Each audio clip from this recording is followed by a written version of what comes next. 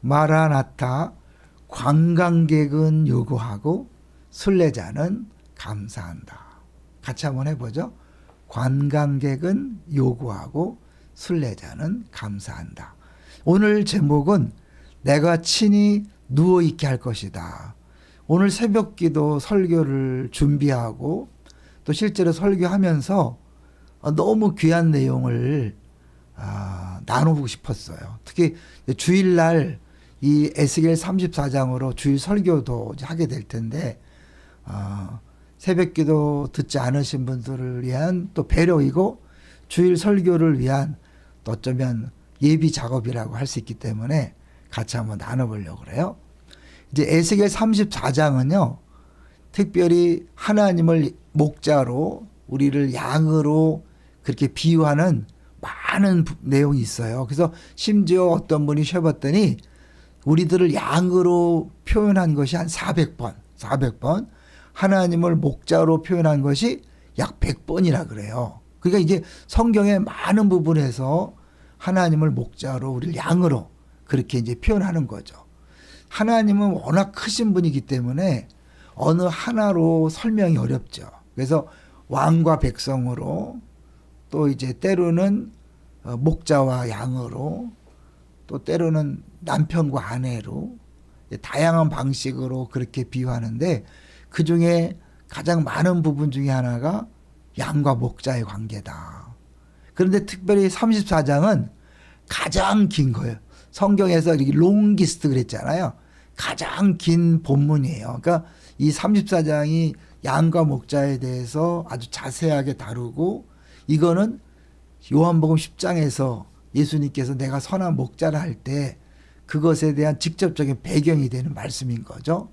그래서 사실은 이 모든 리더들이 목자인데 이스라엘 리더들이 엉터리를 했기 때문에 양들을 다 잊어버리고 자기 유익을 위해 썼다. 그래서 하나님이 이제 그 리더십의 문제를 해결하기 위해서 하나님이 직접 오신다고 한 거죠.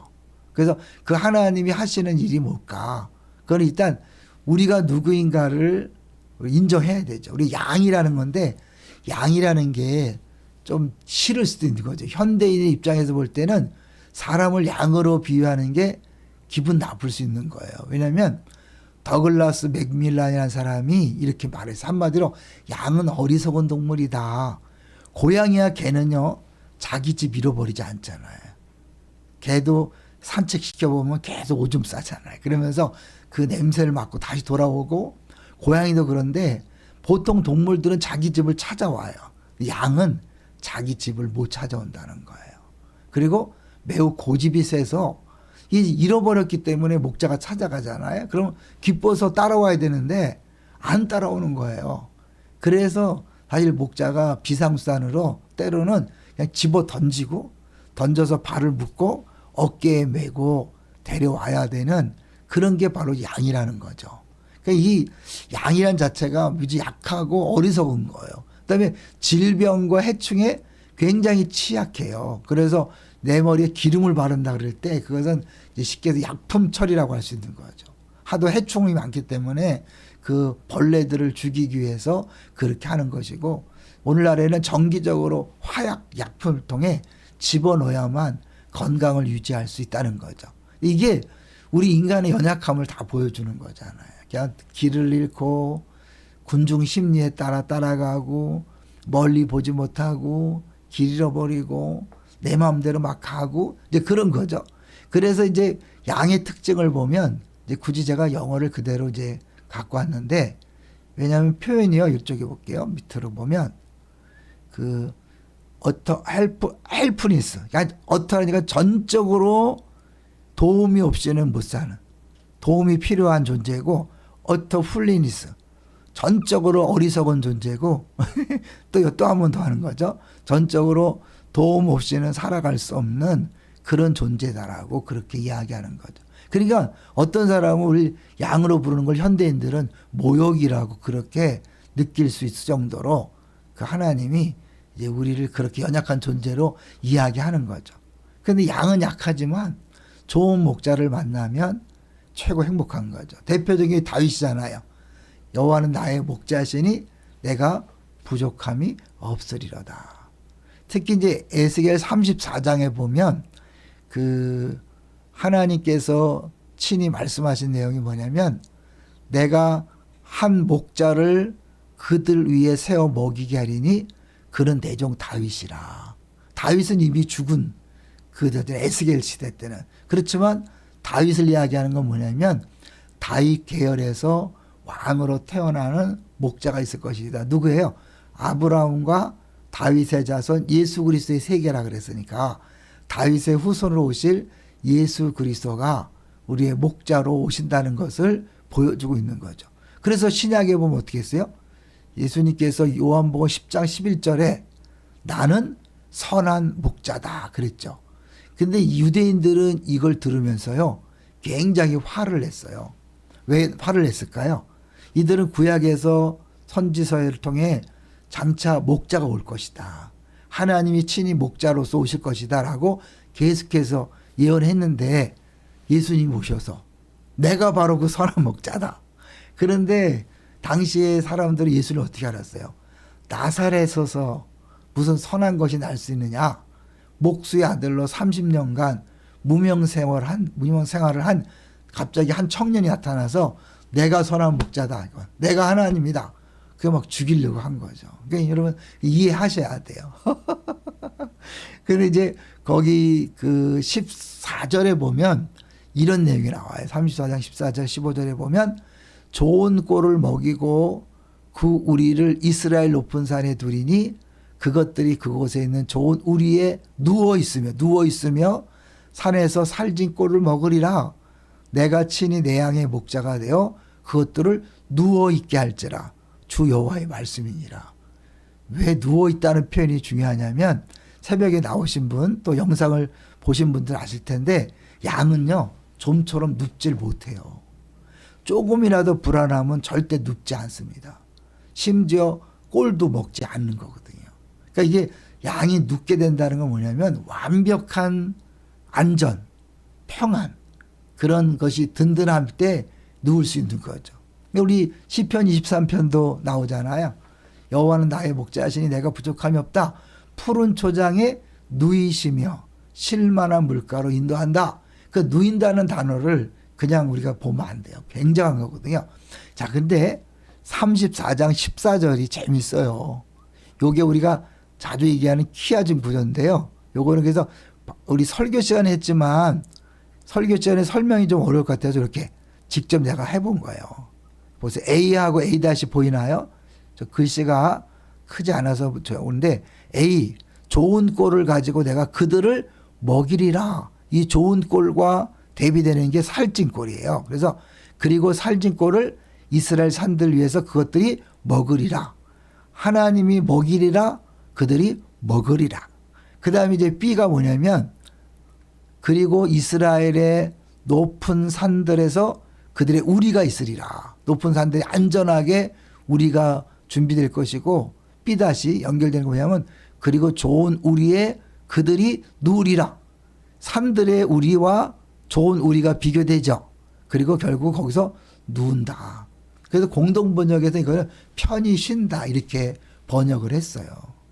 이건 뭐냐면 목자가 오셔서 그들을 안전한 우리에 그들을 쉬게 하고 그래서 그들은 편안하게 쉬면서 누워서 쉴 수 있다는 거죠. 근데 이렇게 쉬려면 어떻게 되냐면 그들이 경험이 있어야 돼. 양들이 좀처럼 평안을 못 누리잖아요. 겁이 많아서.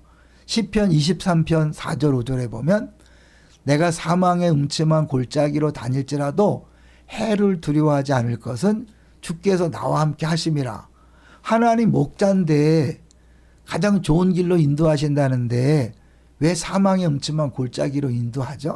자주 말씀드렸잖아요. 우기 때는 문제가 안 돼. 비가 많이 올 때는 문제가 안 되는데 비가 안 오는 건기 때는 헐몬산에 이슬이 떨어져서 그 이슬로 인해서 풀이 나잖아요. 무성하지가 않아요. 양들이 한번 뜯어 먹으면 반드시 시간이 기다려고 그 다음에 또 시간이 지난 다음에 또 풀이 나는 거예요. 그러니까 첫 번째 여기서 풀 뜯어 먹고 다른 곳에 그런 연약한 초원에 가려면 이동을 해야 되는데 양은 못 가잖아요. 목자가 그 길을 아니까 사망의 음침한 골짜기를 지나서 가는 거예요. 근데 양의 입장에서 볼 때는 왜 이런 길로 인도하지? 이런 우리가 신앙생활 하면서 하나님 어떻게 우리 집에 나에게 이런 일이 있을 수 있습니까? 하는 게 사망의 음침한 골짜기잖아요. 근데 그걸 지나고 나면 또 다른 풀밭이 기다리고 있는 거죠.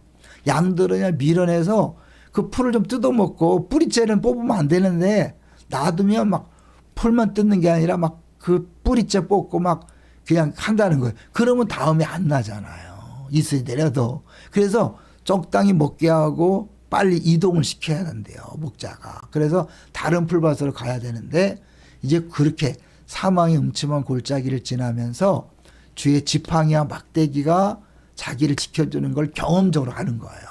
그랬을 때 보세요. 막대기가 나를 안위하시나이다. 주께서 내 원수의 목전. 왜 원수의 목전을 강조할까요?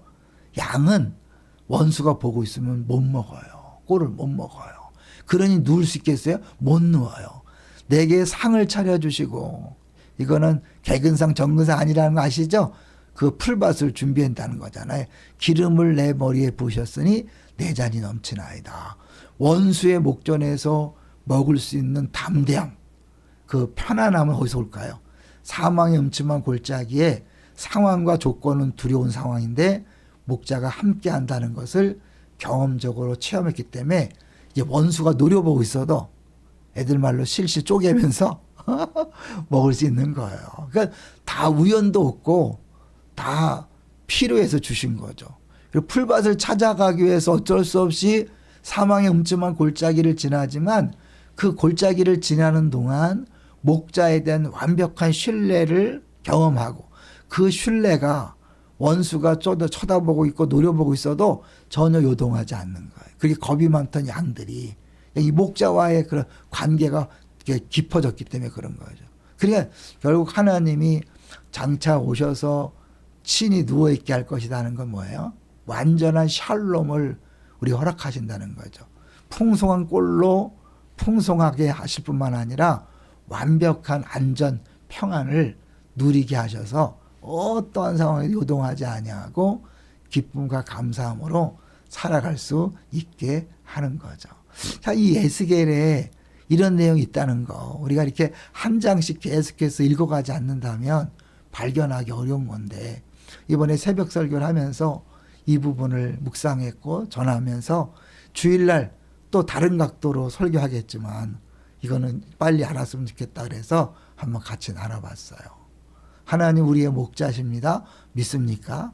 목자는 특히 선한 목자는 우리를 위하여 자기 목숨까지 내어줬잖아요. 예수님이 자기 목숨을 내어주면서 나는 양을 위하여 목숨을 바친다. 그 정도로 사랑한다면 나쁜 거 줄까 안 줄까요? 필요 없는 거 줄까 안 줄까요? 아니죠. 가장 필요한 것으로 유익한 것으로 가장 좋은 것으로 스스로 주실 수밖에 없는 거죠. 기뻐하십시오. 감사하십시오. 그리고 안심하십시오. 마음껏 주어진 것을 누리십시오. 두려워하지 말고 염려하지 말고 누리십시오. 할렐루야.